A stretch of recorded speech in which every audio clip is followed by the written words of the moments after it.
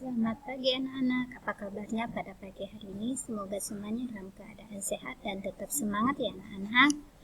Nah, semoga anak-anak di pagi hari ini sudah bangun pagi, sudah mandi dan sarapan pagi, lalu mempersiapkan materi yang kita pelajari pada pagi hari ini ya. Khusus anak-anak yang masih daring, sedangkan anak-anak yang PTM bangunnya lebih awal karena harus berangkat ke sekolah dan supaya tidak terkena macet di jalan. Oke anak-anak, dimanapun anak-anak berada, jangan lupa untuk selalu menerapkan protokol kesehatan. Sebelum kita memulai pembelajaran pada pagi hari ini, terlebih dahulu kita berdoa. Demi nama Bapa, Putra, dan Roh Kudus. Amin. Bapa kami yang ada di surga, dimuliakanlah namamu. Datanglah kerajaan-mu, jadilah kehendak-mu di atas bumi seperti di dalam surga. Berilah kami rejeki pada hari ini dan ampunilah kesalahan kami seperti kami pun mengampuni yang bersalah kepada kami. Dan janganlah masukkan kami ke dalam pencobaan, tetapi bebaskanlah kami dari yang jahat. Amin. Demi nama Bapa, Putra, dan Roh Kudus. Amin. Oke anak-anak, pada pagi hari ini kita sudah di akhir tema 3 ya, subtema 4 pembelajaran yang ke-6 yaitu merangkum bacaan, lalu menghitung lama kegiatan dan manfaat tolong-menolong. Nah, itu materi yang kita bahas pada pagi hari ini. Ayo, sekarang pelajaran bahasa Indonesia tentang merangkum bacaan. Nah, apakah anak-anak sudah pernah belajar untuk merangkum atau meringkas ya materi yang kita pelajari? Nah, mungkin ada di antara anak-anak yang suka ya untuk merangkum atau meringkas materi atau bacaan yang diberikan oleh Bapak dan Ibu guru. Nah, merangkum atau meringkas suatu bacaan bertujuan untuk menguji kemampuan dalam menemukan pokok-pokok permasalahan sebuah tulisan, kemudian menyusun kembali dalam sebuah tulisan yang lebih ringkas. Nah, pokok-pokok permasalahan dalam sebuah tulisan dapat diambil dari kalimat-kalimat utama dalam setiap paragraf.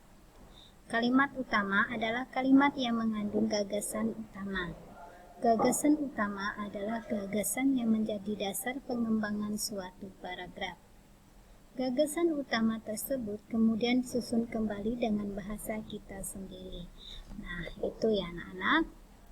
Gagasan utama tersebut kemudian disusun kembali dengan bahasa kita sendiri. Nah, ini sangat membantu kita untuk memahami sebuah pokok-pokok permasalahan dalam suatu cerita atau dalam suatu bacaan. Nah, meringkas atau merangkum itu adalah banyak manfaatnya supaya kita lebih fokus kepada permasalahannya atau kepada inti dari cerita tersebut. Sekarang pelajaran matematika dengan menghitung lama kegiatan. Nah, apakah anak-anak sudah pernah menghitung lamanya kegiatan anak-anak? Seperti anak-anak mau belajar dari jam 7 sampai jam 8, nah seperti itu. Nah, itu namanya menghitung lama suatu kegiatan. Kegiatan pramuka hari Sabtu dimulai pukul 15.00. Nah, pukul 15 ini adalah pukul 3 sore ya anak-anak. Kegiatan pramuka berlangsung selama 2 jam. Lalu jam berapa kegiatan pramuka berakhir? Kita lihat. Kegiatan pramuka dimulai pukul 15. 2 jam setelah jam 15 adalah jam 17. 17 ini jam 5 ya anak-anak, jam 5 sore. Jadi, kegiatan pramuka berakhir jam 5 sore atau jam 17. Nah, selama 2 jam berlangsungnya pramuka. Anak-anak bisa menghitung kegiatan kamu sehari-hari. Contohnya anak-anak bermain setelah pulang sekolah, bermain di halaman rumah ya. Biasanya lebih asik bermain pada sore hari. Pada pukul 16 itu pukul 4 sore. bermain sepak bola. Jadi anak-anak bermain pada pukul 16 sore dan selesai pada pukul 17.30. Jadi anak-anak bermain itu selama 1,5 jam, 1 jam lewat 30 menit. Seperti itu ya cara kita menghitung lamanya suatu kegiatan. Sekarang pelajaran PPKN. Manfaat tolong-menolong. Tolong-menolong adalah kegiatan saling membantu satu sama lain yang dilakukan oleh beberapa orang dikarenakan manusia merupakan makhluk sosial. Tolong-menolong harus dilakukan di mana saja.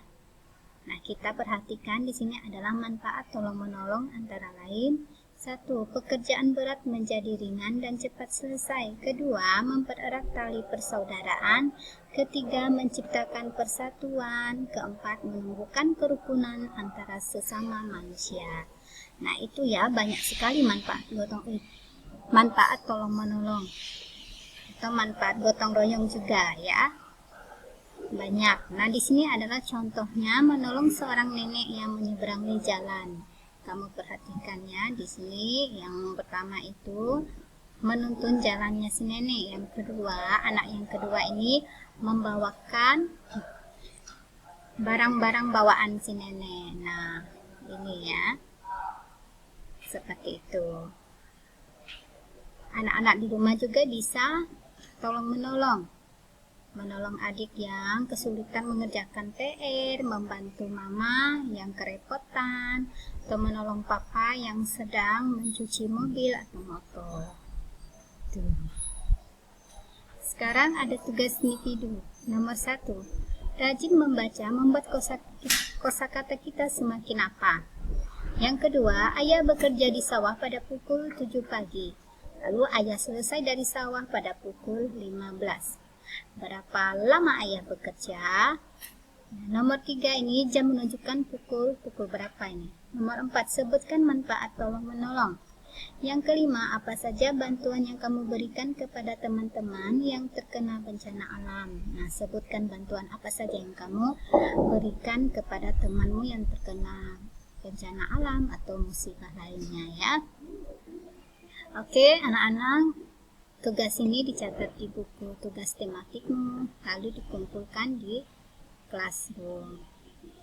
Seperti itu. Bagi anak-anak yang PTM, tak perlu ya dikumpulkan di classroom, tapi dikumpulkan di sekolah, langsung berguru nilai. Oke, sampai di sini materi kita pada pagi hari ini. Sebelum mengakhiri, terlebih dahulu kita berdoa. Demi nama Bapa, Putra, dan Roh Kudus. Amin. Salam Maria, penuh rahmat Tuhan sertamu. Terpujilah engkau di antara wanita, dan terpujilah buah tubuhmu Yesus. Santa Maria, Bunda Allah, doakanlah kami yang berdosa ini sekarang dan waktu kami mati. Amin. Demi nama Bapa, Putra, dan Roh Kudus. Amin. Selamat pagi dan Tuhan memberkati.